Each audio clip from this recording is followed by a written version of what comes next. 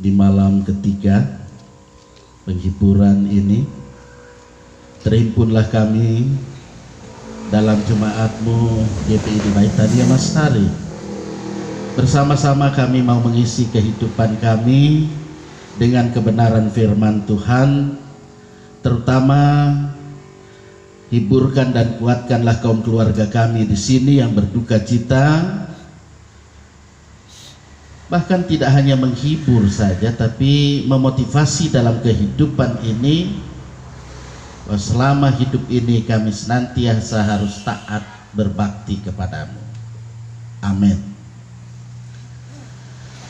Injil Yohanes pasal 14 ayat 1 sampai pada ayatnya yang ketiga.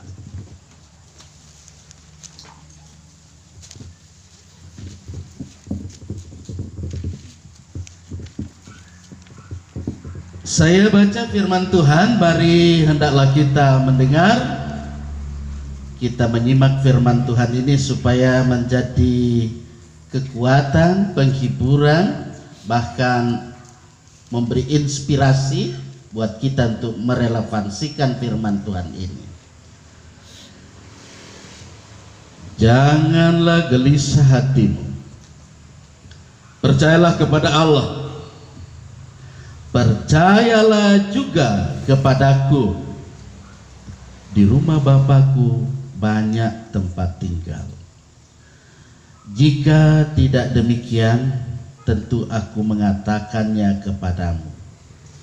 Sebab aku pergi ke situ untuk menyediakan tempat bagimu. Dan apabila aku telah pergi ke situ dan telah menyediakan tempat bagimu, aku akan datang kembali dan membawa kamu ke tempatku, supaya di tempat di mana aku berada, kamu pun berada. Saudara-saudara yang saya kasih dalam kasih Tuhan Yesus Kristus, kemarin firman Tuhan sudah menggema bagaimana keberadaan kehidupan kita, supaya dalam hidup kita memandang kepada Tuhan sebagai Sang Khalik, pemberi hidup dan kehidupan ini. Dan saya berharap firman Tuhan itu akan senantiasa terpatri di sanubari kita, tidak hanya kaum keluarga tetapi juga kita semua yang boleh menyimak firman Tuhan hingga pada malam hari ini. Ya. Saya teringat di sini berdiri beberapa bulan, ya tahun lalu ya, kalau dihitung beberapa bulan, tapi itulah realita dalam kehidupan. Ada suka, ada duka. Suka duka dipakai untuk kebaikan. Amin.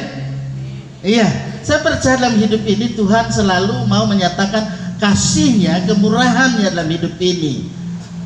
Ya, dalam yang menyatakan kasih-Nya dan kemurahan, kita diminta juga kejujuran. Semua itu dia minta juga dalam hidup ini. Jujurlah. Itu kejujuran sangat penting dalam hidup ini. Jujur dalam hidup kita, menerima segala berkat yang Tuhan berikan dalam hidup kita. Kita tidak boleh menyangkal ada berkat yang Tuhan sudah berikan. Terkadang kan kita menyangkali berkat yang Tuhan berikan, padahal itu Tuhan sudah beri. Keluarga yang berduka cita, bahkan kita sekalian yang hadir dalam ibadah perkabungan dalam malam penghiburan yang ketiga, dalam situasi seperti ini, yang pasti bahwa Bapak Jemri Bani, prajurit 1, kemudian Nilu Anggriani, ya, dalam keberadaan kehidupan ini keluarga hendaknya jangan gelisah dan percayalah kepada Allah dalam hidup ini. Dalam percaya kita kepada Allah itu berarti ketritunggalan Allah, Bapa, Anak, dan Roh Kudus. Saudara-saudara, Yohanes 14 ayat 1 sampai 3. Ini menjadi satu pedoman bagi setiap orang percaya supaya menghadapi dan menanggapi misteri yang terjadi dalam hidup ini. Apa itu? Ya, meninggal dunia, kematian. Bayangkan kalau dalam hidup ini kita tidak mau hidup dalam percaya kita kepada Dia, maka kehidupan kita ini menjadi satu hal yang sia-sia.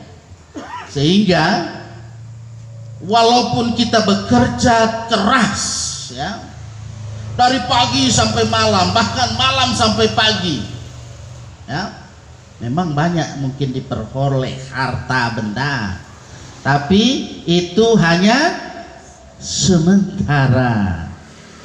Teringatlah kita pada berapa tahun yang lalu, gempa dahsyat menimpa kita, daerah kita ini, tsunami, likuifaksi. Biar dia orang berjabatan tinggi, biar dia rumahnya bagaimana mewahnya, habis semua. Karena itu berlakulah, biarkanlah orang mati menguburkan orang mati. Karena itu ada yang cari anggota keluarganya sudah di mana hingga kini tidak ditemukan, karena sudah terkubur. Ada likuifaksi, ada tsunami dengan bencana yang mengerikan itu fenomena alam. Tuhan sebenarnya tidak pernah mau menghukum, tapi Tuhan Allah mau mendidik kita. Jadi lewat fenomena alam itu khotbah hidup. Ya, mungkin kalau pendeta Sahrul berbicara ada yang bilang, apa itu bilang pendeta Sahrul? Benar? Bisa diabaikan begitu saja. Tapi kalau Allah sudah berkhotbah melalui fenomena alam, itu fenomena alam namanya, ya. Jadi terjadilah seperti itu. Saudara yang saya kasih dalam kasih Tuhan, peristiwa kematian itu tidak ada yang pasti membuat kita jadi senang, tetapi pasti membuat kita jadi sedih hati, berduka cita. Dalam situasi-situasi seperti inilah, maka di sini firman Tuhan menggema untuk kita sebagai umat yang percaya. Janganlah gelisah hatimu, percayalah kepada Allah, percayalah juga kepadaku. Di situ menyatakan siapa? Yesus Kristus yang kita sudah rayakan, kita bersama-sama akan juga rayakan. Sudah lama lagi minggu-minggu sengsaranya dan minggu yang disebut dengan apa? Jumat Agung, kematiannya, bahkan kebangkitannya. Itu sudah terjadi, dan ketika dia sudah bangkit, dia naik ke surga dan mengaruniai Roh Kudus. Roh Kudus itulah yang selalu menuntun hidup kita. Roh Kudus itulah yang menghibur kita. Roh Kudus, kau hadir di sini. Belum pernah dinyanyikan di sini, mudah-mudahan sebentar ada yang menyanyikan. Roh Kudus. Nah itu. Jadi kau manis, kau lembut, kaulah penghiburku, penolongku, diutus Bapakku. Kalau saya menyanyi panjang, mari kita lihat di sini bahwa sesungguhnya dengan firman Tuhan ini menjadikan keluarga memandang kepada Yesus Kristus. Yesus Kristus itu memberikan penghiburan bagi kita. Dan dalam kuat kuasa Roh Kudusnya, Ia hadir di sini. Penting bagi kita adalah bagaimana caranya dalam hidup ini kita selalu mau hidup di dalam dan bersama Dia. Hidup di dalam dan bersama Dia itu berarti dalam setiap kata, dalam setiap perbuatan kita itu satu. Kata dan perbuatan satu. Tidak lain di bibir, lain di hati. Sehingga ada lagunya siapa itu? Memang lidah tak bertulang. Nah itu. Jadi tidak boleh seperti itu. Kita sebagai umat yang percaya, ya, menerima penghiburan dari Tuhan. Ya, luar biasa jemaat Tuhan di sini, ya. Dalam suasana duka cita ini, ya, tidak melihat latar belakang dari mana atau bagaimana, ya, sama-sama kita sebeban dalam hal ini. Karena ada biasanya dia kalau sudah senang-senang dia lupa berjemaat, gitu. Lupa gerejanya ada. Nah itu. Nah, oleh karena itu firman Tuhan ini mau mengingatkan bukan cuma keluarga sendiri tapi kita semua yang ada, supaya dalam hidup kita tak perlu gelisah. Karena apa? Tuhan sudah menyediakan tempat bagi anak kekasih kita, yakni Reinhard, Ciano, Bani. Nah, itu Bani. Nah, itu Bani bahasa Balinya itu berani itu. Ya, dalam kehidupan ini kita memandang bahwa hidup yang Tuhan berikan ini tidak tergantung daripada durasi panjang atau pendeknya. Perhatikan anak bayi yang ada. Baru umur berapa lama dia kemarin kita makamkan, Bapak Ibu? Halo? Ya, terhitung 2. Ya, kurang lebih lah 2. Ya. Durasi hidup ya tidak tentu tergantung daripada panjang atau pendeknya, tetapi bagaimana dalam kehidupan kita sebagai orang percaya menunjukkan kualitas iman kita, ya, kualitas hidup kita dalam kebersamaan sebagai jemaat Tuhan di sini, ini, dan ke depan.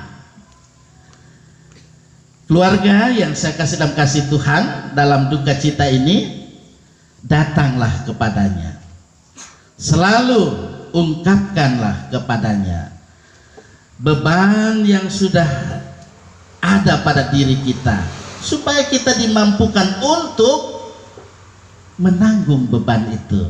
Ada orang berdoa, Tuhan ringankanlah beban ya, tapi memang Yesus katakan, marilah kepadaku hai kamu yang letih lesu dan berbeban berat, aku akan memberi kelegaan kepada itu. Ketika kita mau datang kepada Dia, nats pembimbing tadi juga sudah mengarahkan kehidupan kita supaya curahkan isi hati kita kepada Allah. Itu berarti percaya kepada Dia setiap waktu. Dan nas pembimbing jangan dijadikan hanya sebagai hiasan, tetapi bagian nas pembimbing ini mengantar supaya dalam hidup ini kita jalani hidup ini, kita yang masih hidup ini, kita isi hidup kita mewujudkan kehendak Tuhan. Nah, kalau kita hidup berguna bagi sesama, kalau kita hidup menjadi berkat bagi sesama, luar biasa itu. Nah, sekali lagi saya mau katakan, umur kita panjang atau pendek itu tidak penting. Loh, kenapa Pak Pendeta bilang itu tidak penting? Ingat, yang penting bahwa hidup kita ini ada di dalam tangan Tuhan. Itu bayi kita kemarin baru umur 2 hari ya. Tuhan Yesus Kristus Dia mau memberi jaminan bagi kita supaya hidup kita ini dalam kualitas iman. Tuhan Yesus sudah menanggung hidup kita. Tidak penting berapa umur kita, yang penting hidup yang Ia berikan ini kita maknai, kita isi dengan jujur, dengan beribadah kepadanya dengan segenap hati kita kepadanya, melaksanakan tugas tanggung jawab sehari-hari. Bahkan panggilan pelayanan yang Ia percayakan untuk kita laksanakan, untuk kita kerjakan, itu yang penting. Terpenting lagi, hidup kekal sudah disediakan bagi kita kita yang sungguh-sungguh hidup percaya, beriman kepadanya.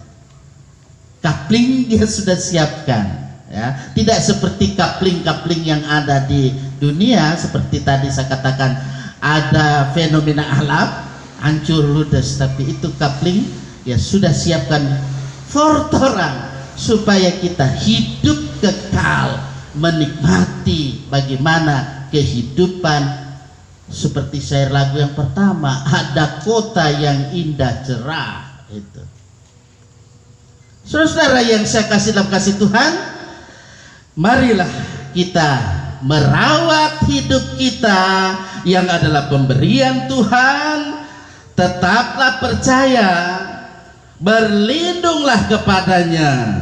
Tuhan selalu bersedia menerima curahan isi hati kita dalam situasi apapun. Dia selalu bersedia, ya, menjadi tempat perlindungan dalam bahaya apapun, seperti air mata. Ya, Tuhan merangkai air mata jadi permata. Kabut hitam itu bisa menjadi sutra. Dan seterusnya dalam hidup ini. Mari kita terus muliakan Dia, lakukan firman-Nya ini. Amin. Kau rangkai air mataku. Saja supaya kita semua dengan penuh ekspresi muliakan namanya.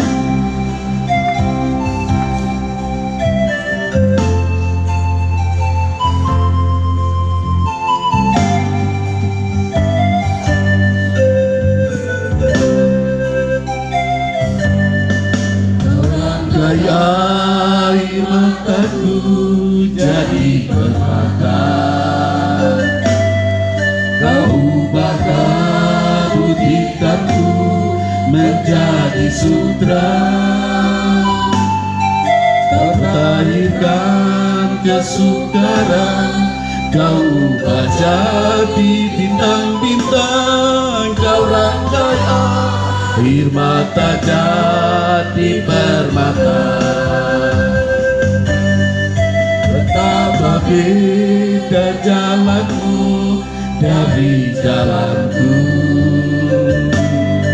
seperti langit dan bumi jaraknya. Tak pernah ku punya teman setia seperti Tuhan. Kau rangkai air mata jadi permata.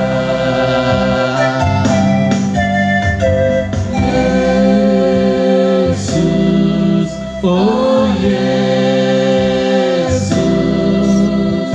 Yesus, oh Yesus. Tak pernah ku punya teman setia seperti Tuhan. Kau rangkai air mata jadi permata. Sekali lagi, kau rangkai air mataku dengan ekspresi. Kau rangkai air mataku jadi permata. Kau ubah kabut hitamku menjadi sutra. Kau lahirkan kesukaran, kau ubah jadi bintang-bintang. Kau rangkai air mata jadi permata. Betapa beda jalanmu dari jalanku, seperti langit dan bumi jaraknya. Tak pernah ku punya teman setia seperti Tuhan. Kau rangkai air mata jadi permata.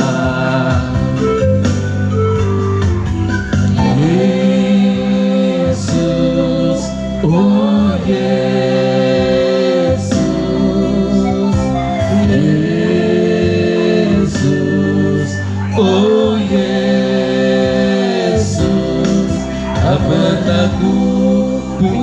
teman setia seperti Tuhan kau rangkai, makanya tiba